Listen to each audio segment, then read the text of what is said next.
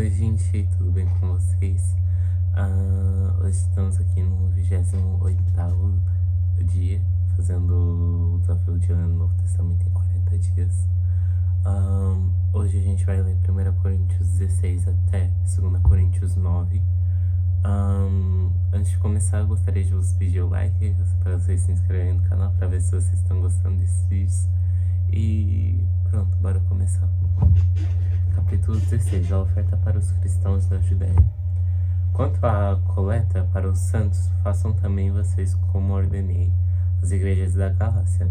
No primeiro dia da semana, cada um de vocês separe uma quantia conforme a sua prosperidade, e vá juntando para que não seja necessário fazer coletas quando eu for. E quando eu tiver chegado, enviarei com cartas aqueles que vocês aprovarem, para que levem a oferta de vocês a Jerusalém. Se for conveniente que eu também vá, eles irão comigo. Os planos de Paulo. Irei visitar vocês por ocasião da minha passagem pela Macedônia, porque devo passar pela Macedônia. E bem pode ser que eu demore ou mesmo passe o inverno com vocês, para que vocês não me encaminhem nas viagens que eu tenha de fazer, porque não quero agora ver vocês apenas de passagem, pois espero permanecer ver vocês apenas de viagem, pois espero permanecer,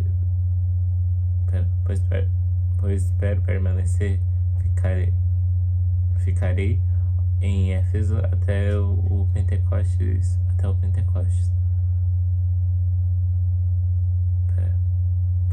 Eu li errado. Pois espero permanecer algum tempo com vocês, se o Senhor permitir. Mas ficarei em Éfeso até o Pentecostes, porque uma porta grande e oportuna para o trabalho se abriu para mim, e há muitos adversários. E se Timóteo for, façam tudo para que não tenha nada a temer, enquanto estiver entre vocês, porque trabalha na obra do Senhor, como também eu. Portanto, que ninguém o despreze. Ajudem-no a continuar a viagem em paz, para que venha até aqui, visto que eu espero com os irmãos. Quanto ao irmão Apolo, muito lhe tenho recomendado que fosse visitar vocês em campanha dos irmãos, mas ele não quis de jeito nenhum ir agora. Porém, quando tiver oportunidade.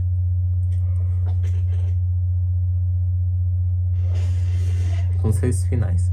Fiquem alertas, permaneçam firmes na fé, mostrem coragem e sejam fortes. Façam todas as coisas com amor.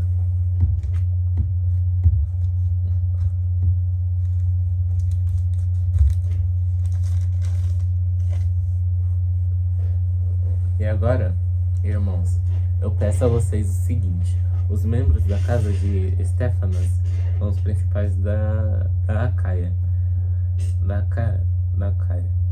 e eles se consagram ao serviço dos santos. Portanto, sujeitem-se a pessoas como eles, bem como todo aquele que é cooperador e obreiro.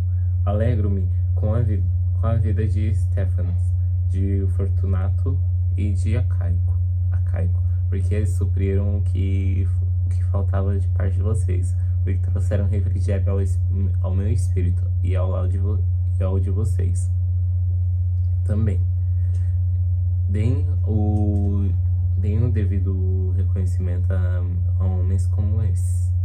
Saudações. As igrejas da província da Ásia mandam saudações. Também Áquila e Priscila mandam cordiais saudações no Senhor, juntamente com a igreja que se reúne na casa deles. Todos os irmãos mandam saudações. Saúdem uns aos outros com um beijo santo. Eu, Paulo, escrevo a saudação de próprio punho. Se alguém não ama o Senhor, seja anátema.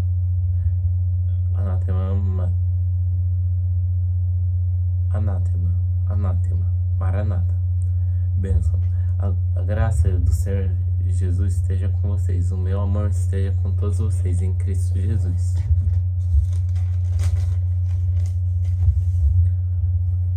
Segunda Coríntios, capítulo 1.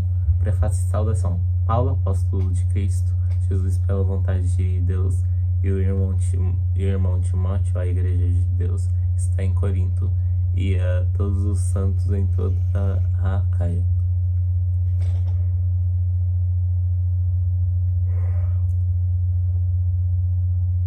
Que a graça e a paz de Deus, nosso Pai, e do Senhor Jesus estejam com vocês. Ação de graças. Bendito seja Deus e Pai de nosso Senhor Jesus Cristo, e Pai de misericórdias, e Deus de toda consolação. É Ele que nos consola em toda a nossa tribulação, para que, pela consolação que nós mesmos recebemos de Deus, possamos consolar os que estiverem em qualquer espécie de tribulação, porque assim como transbordam sobre nós os sofrimentos de Cristo, assim também por meio de Cristo transborda o nosso consolo. Se somos atribulados, é para o consolo e a salvação de vocês. E se somos consolados, é também para o consolo de vocês. Esse consolo se torna eficaz na medida em que vocês suportam com paciência os mesmos sofrimentos que nós também suportamos. A nossa esperança em relação a vocês é sólida, sabendo que assim como vocês participantes dos sofrimentos, assim também serão participantes da consolação, porque não queremos, irmãos, que vocês fiquem sem saber que tipo de tribulação nos sobreveio na província da Ásia. Foi algo assim acima das nossas forças, a ponto de perdermos nossa esperança até da própria vida. De fato, tivemos em nós mesmos a sentença de morte, para que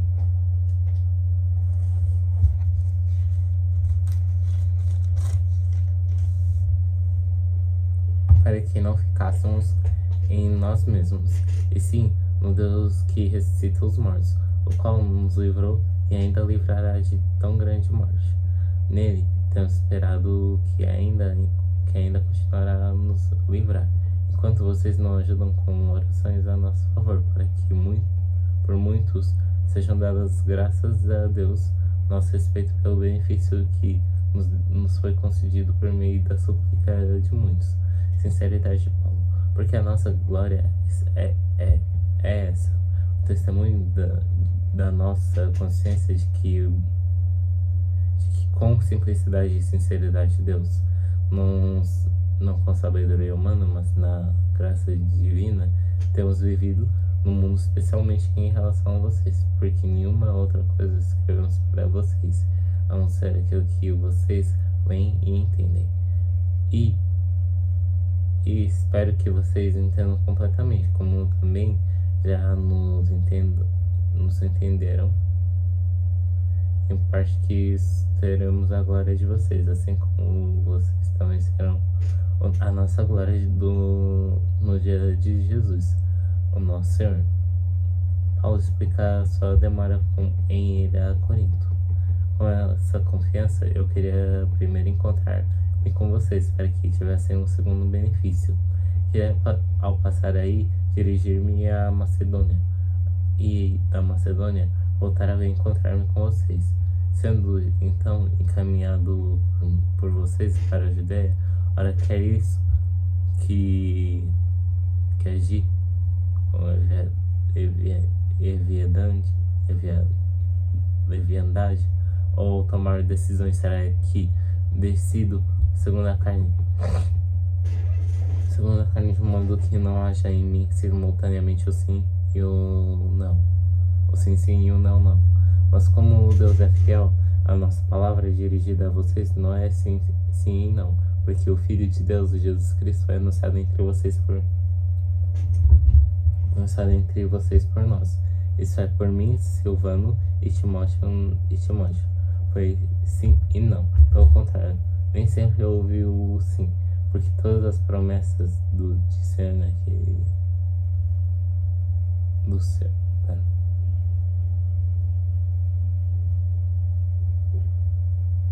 Promessas de ser tem nele o sim, por isso também por meio dele se diz o amém, para a glória de Deus por meio de nós.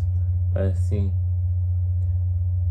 mas por meio de nós, mas aquele que nos confirma juntamente com vocês em Cristo e que nos ungiu é Deus, que também pôs o seu selo em nós e nos deu o penhor do Espírito em nosso coração. Eu, porém, por minha vida, tomo Deus por testemunha de que foi para poupar vocês que ainda não voltei a Corinto. Não que tenhamos domínio sobre a fé que vocês têm, mas porque somos cooperadores da alegria de vocês, porque pela fé vocês estão firmes. Capítulo 2. Por que decidi por mim mesmo o seguinte: não voltar a me encontrar com vocês em tristeza, porque se eu entristeço vocês, quem me alegrará senão aquele a quem tenho entristecido? E escrevi isso para que, quando eu for, não seja entristecido por aqueles que deveriam me alegrar, confiando em todos vocês de que a minha igreja é também a igreja, de que a minha alegria é também a alegria de vocês. Porque escrevi no meio de muito sofrimento e angústia de coração, com muitas lágrimas, não para que vocês ficassem tristes, mas para que soubessem do amor que eu tenho por vocês. Ou perdão para o arrependimento. Ora, se alguém causou tristeza, não fez mal, não fez a mim. Se alguém causou tristeza, não o fez a mim, mas para que eu não seja demasiadamente áspero, digo que, em parte, causou tristeza a todos vocês. Bastaria a punição imposta pela maioria, de modo que agora, pelo contrário, vocês devem perdoar e consolar, para que esse indivíduo não seja consumido por excessiva tristeza. Por isso, peço que vocês confirmem o amor de vocês para com ele. E foi por isso também que eu lhe escrevi, para ter prova de que, em tudo vocês são obedientes. A quem vocês perdoam alguma coisa, eu também perdoo. Pois o que perdoei, se é que eu perdoei alguma coisa, eu o fiz por causa de vocês na presença de Cristo, para que Satanás não alcance a vantagem sobre nós, pois não ignoramos quais são as intenções dele. E a intranquilidade de Paulo em Troade. Quando cheguei a Troade para pregar o Evangelho de Cristo, vi que uma porta se havia aberto para mim, no Senhor. No entanto, não tive tranquilidade no meu espírito, porque não encontrei o meu irmão Tito. Por isso, despedindo-me deles, parti para a Macedônia. A vitória em Cristo. Graças, porém, a Deus, que em Cristo sempre nos conduz em triunfo e, por meio de nós, manifesta a fragrância do seu conhecimento em todos os lugares, porque nós somos para com Deus o bom perfume de Cristo, tanto entre os que estão sendo salvos, como entre os que estão perdendo. Para com estes, cheiro de morte para a morte, para com eles, aroma de vida para a vida. Quem, porém, é capaz de fazer essas coisas? Porque nós não estamos como tantos outros marquedejando a palavra de Deus. Pelo contrário, em Cristo é que falamos na presença de Deus, com sinceridade da parte do próprio Deus.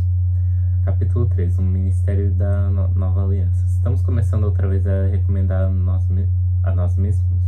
Ou será que temos necessidade, como alguns, de entregar cartas de recomendações para vocês ou impedi-las a vocês? Vocês são a nossa carta, escrita em nosso coração, conhecida e lida por todos. Vocês manifestam que são a carta de Cristo, produzida pelo nosso ministério, escrita com tinta, mas com o Espírito do Deus vivo, não em tábuas de pedra, mas em tábuas de carne, isso é, nos corações.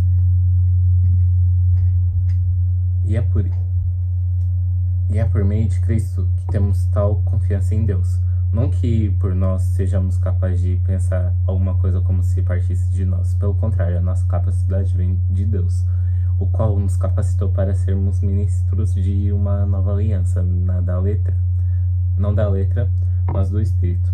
Porque a letra mata, mas o Espírito vivifica. Esse é o ministério da morte gravado com letras em pedra se revestiu de glória, a ponto de os filhos de Israel não poderem fixar os olhos na face de Moisés por causa da glória do seu rosto, ainda que fosse uma glória que estava desaparecendo. Como não será de maior glória o ministério do Espírito? Porque se o ministério da condenação teve glória, em muito maior proporção será glorioso o ministério da justiça, pois neste particular, o que era glorioso já não tem mais glória diante da glória atual, que é muito maior. Porque se o que estava desaparecendo teve a glória, muito mais glória tem o que é permanente. Tendo, pois, tal esperança, agimos com muita ousadia. E não somos como Moisés, que punha um véu sobre o rosto, para que os filhos de Israel não pudessem fixar os olhos no fim daquilo que estava desaparecendo. Mas a mente deles se endureceu, pois até o dia de hoje o mesmo véu permanece sobre a leitura da antiga aliança. Não foi tirado, pois só em Cristo ele foi removido. Ele é removido. Mas até hoje, quando Moisés é lido, o véu está posto sobre o coração deles. Quando, porém, alguém se converte ao Senhor, o véu é tirado. Ora, este Senhor é Espírito, e onde está o Espírito do Senhor, aí há liberdade. E todos nós, com o rosto descoberto, contemplando a glória do Senhor, somos transformados de glória em glória, na própria imagem como pelo Senhor, que é o Espírito. Capítulo 4. Tesouro em vasos de barro. Por isso, tendo este ministério segundo misericórdia que nos foi dado, não desanimamos. Pelo contrário, rejeitamos as coisas ocultas que trazem vergonha, não agindo com astúcia, nem adulterando a palavra de Deus. E assim, pela manifestação da verdade, nos recomendamos à consciência de todos na presença de Deus. Mas se o nosso evangelho ainda está encoberto, é para que se perdem que ele está encoberto, nos quais o Deus deste mundo cegou o entendimento do evangelho da glória de Cristo, o qual é a imagem de Deus, porque não pregamos mas a Jesus Cristo como Senhor, a nós mesmos, mas a Jesus Cristo como Senhor, e a nós mesmos como servos de vocês, por causa de Jesus, porque Deus, que disse, das trevas resplandeça a luz, Ele mesmo resplandeceu em nosso coração para a iluminação do conhecimento da glória de Deus, na face de Jesus Cristo. Temos, porém, em tesouro em vasos de barro, para que se veja a excelência do poder provém de Deus, não de nós. Em tudo somos atribulados, porém não angustiados, ficamos perplexos, porém não desanimados. Somos perseguidos, porém não abandonados. Somos derrubados, porém não destruídos. Levamos sempre no corpo o morrer de Jesus, para que também a vida dele se manifeste em nosso corpo. Porque nós que vivemos somos sempre entregues à morte por causa de Jesus, para que também a vida de Jesus se manifeste em nossa carne mortal, de modo que em nós opera a morte, em vocês a vida. Tendo, porém, o mesmo espírito de fé, como está escrito, eu creio, por isso falei. Também nós cremos e por isso também falamos, sabendo que aquele que ressuscitou o Senhor Jesus também nos ressuscitará com Jesus e nos apresentará juntamente com vocês, porque tudo isso é para o bem de vocês, para que graça, multiplicando-se, torne abundante as ações de graças por meio de muitos, para a glória de Deus. Viver pela fé. Por isso não desanimamos, pelo contrário, mesmo que o nosso ser exterior se desgaste, o nosso ser interior se renova dia a dia, porque a nossa leve momentânea tribulação produz para nós um eterno peso de glória, acima de toda comparação, na medida em que não olhamos para as coisas que se veem, mas para as que não se veem. Porque as coisas que se veem são temporais, mas as que não se veem são eternas. Capítulo 5. Ausentes do corpo e presentes com o Senhor. Pois sabemos que, se a nossa casa terrestre deste tabernáculo se desfizer, temos da parte de Deus um edifício, uma casa não feita por mãos humanas, eterna nos céus. Por isso, neste tabernáculo gememos, desejando muito ser revestidos da nossa habitação celestial. Se, de fato, somos encontrados vestidos e não nus, pois nós, os que estamos neste tabernáculo, gememos angustiados, não porque queremos ser despidos, mas vestidos, para que o mortal seja absorvido pela vida. Ora, foi o próprio Deus quem nos preparou para isso, dando-nos o penhor do Espírito. Por isso, temos sempre confiança e sabemos que, enquanto no corpo estamos ausentes do Senhor, porque andamos por fé e não pelo que vemos. Assim, temos tal confiança e preferimos deixar o corpo e habitar com o Senhor. É por isso que também nos esforçamos para ser agradáveis a Ele, quer presentes, quer ausentes, porque é necessário que todos nós comparecemos diante do tribunal de Cristo, para que cada um receba segundo o bem ou o mal que tiver feito por meio do corpo. Zelo apostólico de Paulo. E assim, conhecendo o temor de Deus, procuramos persuadir as pessoas, mas somos plenamente conhecidos por Deus. Espero que também sejamos conhecidos na consciência de vocês.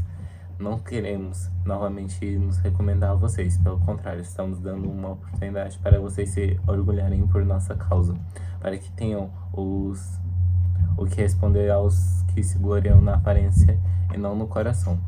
Porque se enlouquecemos, é para Deus, e se conservamos, o juízo é para vocês, pois o amor de Cristo nos domina, porque reconhecemos isso.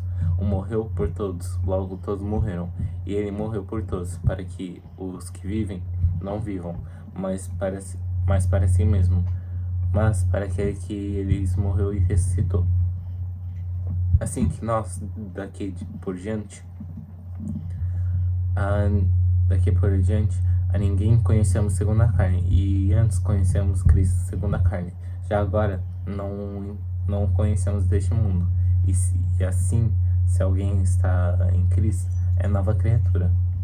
As coisas antigas já passaram, eis que se fizeram as novas. O ministério da reconciliação. Ora, tudo isso provindo de Deus, que nos reconciliou consigo mesmo por meio de Cristo, e nos deu o seu ministério da reconciliação. A saber que Deus estava em Cristo, reconciliando consigo mesmo no mundo, não levando em conta os pecados dos seres humanos, e nos confiando a palavra da reconciliação. Portanto, somos embaixadores em nome de Cristo, como se Deus exortasse por meio de nós, em nome de nós. Em nome de Cristo, pois pedimos que vocês se reconciliem com Deus. Aquele que não conheceu o pecado, Deus o fez pecado por nós, para que nele fôssemos feitos justiça de Deus. Capítulo 6. E nós, na qualidade de cooperadores com ele, também exortamos a que vocês recebam em vão a graça de Deus, porque ele diz: no tempo aceitável escutei você, e no dia da salvação eu o socorri. Eis agora o tempo oportuno, eis agora o dia da salvação. Não queremos dar nenhum motivo de escândalo em coisa alguma, para que o ministério não seja censurado. Pelo contrário, em tudo nos recomendamos a nós mesmos como ministros de Deus, na muita paciência, nas aflições, nas privações, nas angústias, nos açoites, nas prisões, nos tumultos, nos trabalhos, nas vigílias, nos jejuns, na pureza, no saber, na paciência, na bondade, no espírito, no amor não fingido, na palavra de verdade, no poder de Deus, pelas armas da justiça, tanto para atacar como para defender. Por ora, por honra e por desonra, por infâmia e por boa fama, como enganadores e sendo verdadeiros como desconhecidos, mas sendo bem conhecidos, como se estivéssemos morrendo. Mas eis que vivemos como castigados, porém não mortos, como entristecidos, mas sempre alegres, como pobres, mas enriquecendo a muitos como nada tendo, mas possuindo tudo. Ó Coríntios, temos falado com toda fraqueza. E estamos de coração aberto para vocês. Nosso afeto por vocês não tem limites. Vocês é que estão limitados em seu afeto por nós. Ora, como justiça retribuição, e falo a vocês como a filhos. Peço que também vocês abram o seu coração para nós. Nenhuma comunhão com os descrentes. Não se ponham em julgo desigual com os descrentes, pois que sociedade pode haver entre a justiça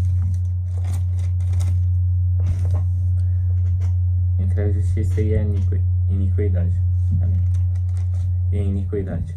Ou que comunhão existe entre a luz e as trevas?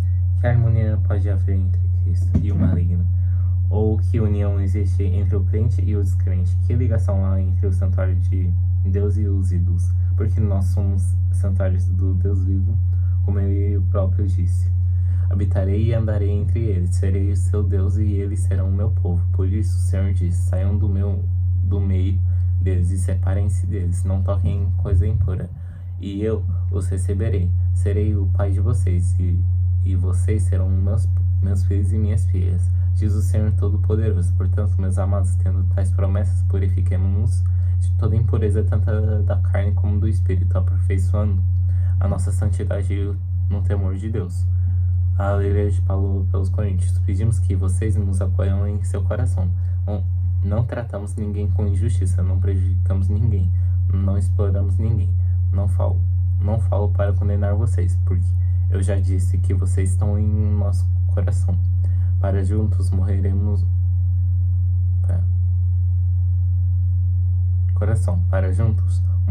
e vivemos. Estou sendo bem franco com vocês e tendo muito orgulho de vocês. Sinto-me grandemente confortado e transbordado de alegria em meio a toda a tribulação, a chegada de Tito. Porque quando chegamos à Macedônia, não tivemos nenhum alívio. Pelo contrário, em tudo fomos atribulados, lutas por fora, temores por dentro. Porém, Deus, que consola os abatidos, nos consolou com a chegada de Tito. E não somente com a chegada dele, mas também pelo consolo que recebeu de vocês.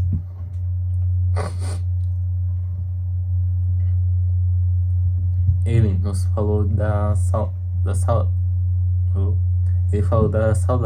do pranto e do zelo que vocês têm por mim, aumentando assim a minha alegria.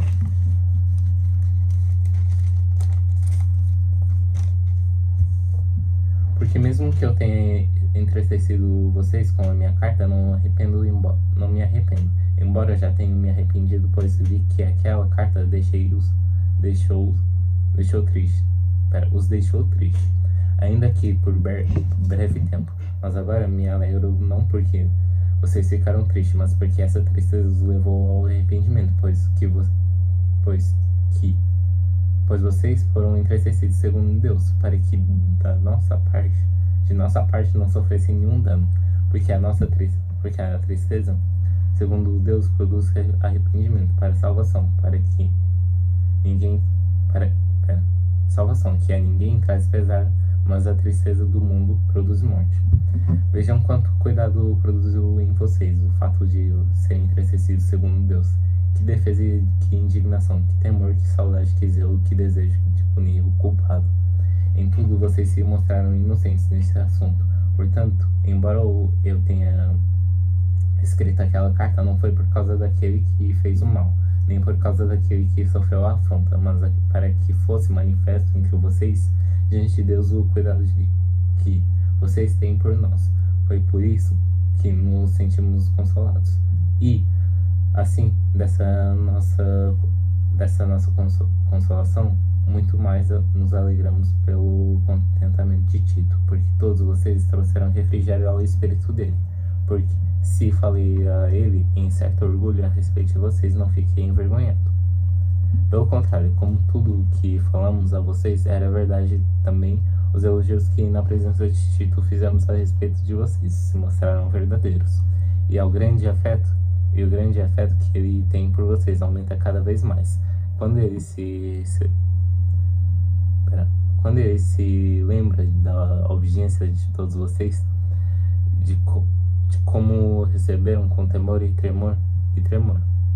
Alegro-me porque em tudo posso confiar em vocês.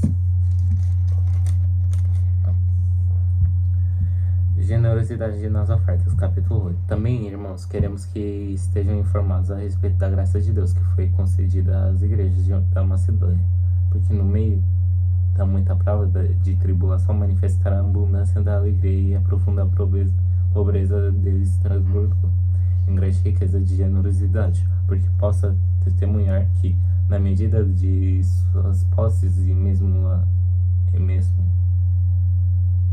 acima delas, eles contribuíram de forma voluntária, pedindo-nos com insistência a graça de participarem dessa assistência aos santos. E não somente fizeram como nós esperávamos, mas pela vontade de Deus, deram a si mesmos primeiro ao Senhor, depois a nós. Isso nos levou a recomendar a Tito que, assim como havia começado, também completasse essa graça entre vocês. Mas como em tudo vocês manifestam abundância na fé, na palavra, no saber, em toda a dedicação e em nosso amor por vocês, esperamos que também nessa graça vocês manifestam abundância. Não digo isso na forma de mandamento, mas para provar se o amor de vocês é sincero, comparando-o com a dedicação de outros, pois vocês conhecem a graça do nosso Senhor Jesus Cristo, que, sendo rico, se fez pobre, por amor de vocês, para que, no meio da pobreza dele, vocês se tornassem ricos. E nisso dou a minha opinião. Convém que vocês façam isso. Vocês que, desde o ano passado, começaram não só a fazer, mas também a querer. Terminem agora a obra começada, para que, assim como mostraram a boa vontade no querer, assim também completem essa obra, dando de acordo com o que vocês têm. Porque se há boa vontade, a oferta será aceita conforme o que a pessoa tem, não segundo o que ela não tem. Não se trata de fazer com que os outros tenham alívio e vocês tenham sobrecarga, mas para que haja igualdade neste momento, a abundância que vocês têm sobre a necessidade deles. Para que a abundância deles venha sobre a necessidade que vocês vierem a ter. Assim haverá igualdade, como está escrito: quem recolheu muito não teve demais, e o que recolheu pouco não teve falta. A missão de Tito. Mas graças a Deus que pôs no coração de Tito a mesma dedicação que temos por vocês. Ele atendeu ao nosso apelo e, mostrando-se ser dedicado, partiu voluntariamente para encontrar-se com vocês, e com ele estamos enviando o irmão cujo louvor no Evangelho está espalhado por todas as igrejas. E não só isso, mas ele também foi eleito para as igrejas, para ser nosso companheiro no desempenho dessa graça ministrada por nós, para a glória do próprio Senhor e para mostrar a nossa boa vontade. Queremos evitar, assim, que alguém nos acuse por causa dessa generosa dádiva ministrada por nós, pois cuidamos para fazer o que é correto, não só diante do Senhor, mas também diante das pessoas. Com eles estamos enviando nosso irmão, cujo zelo já pusemos à prova em muitas ocasiões e de muitas maneiras, e que agora se mostra ainda mais zeloso pela grande confiança da depósita em vocês. Quanto a Tito, é o meu companheiro e meu cooperador entre vocês. Quanto aos meus irmãos, são mensageiros das igrejas e glória de Cristo. Por isso, diante das igrejas, comprovem o amor de vocês e confirmem o orgulho que temos de vocês na presença desses homens. Capítulo 9. Instruções de Paulo quanto à oferta. Ora, quanto à assistência a favor dos santos, não é necessário que eu escreva a vocês, porque conheço a boa vontade de vocês, da qual me orgulho diante de macedônios, dizendo que os irmãos da Acaia estão preparados desde o ano passado, e o zelo de vocês tem estimulado muitos deles.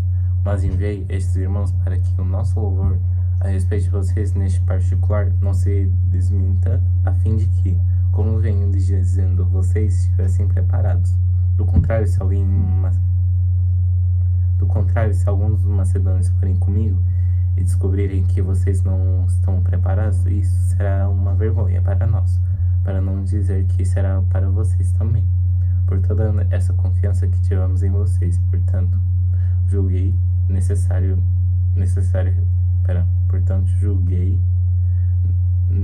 recomendar aos irmãos que me procedessem na visita a vocês e preparassem de atenção à oferta que vocês prometeram, para que esteja pronta como expressão de generosidade e não de avareza.